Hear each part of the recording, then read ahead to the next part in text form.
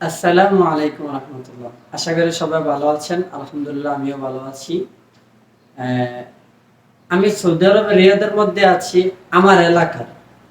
আমার এলাকার কেউ যদি কোনো সমস্যায় পড়েন আমার সাথে যোগাযোগ করবেন। আলহামদুলিল্লাহ, হয়তো প্রথম অবস্থায় আমার অবস্থা একটু খারাপ ছিল।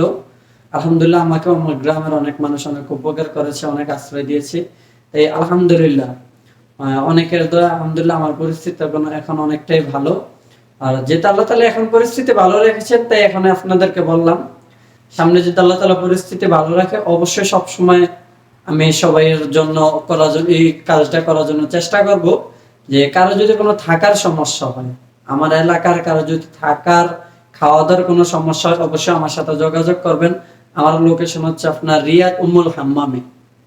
যদি কেউ কোনো সমস্যায় পড়েন অবশ্যই আমার সাথে যোগাযোগ করবেন। ইনশাল্লাহ থাকা খানা সবকিছু আমি ব্যবস্থা করে দিতে পারবো।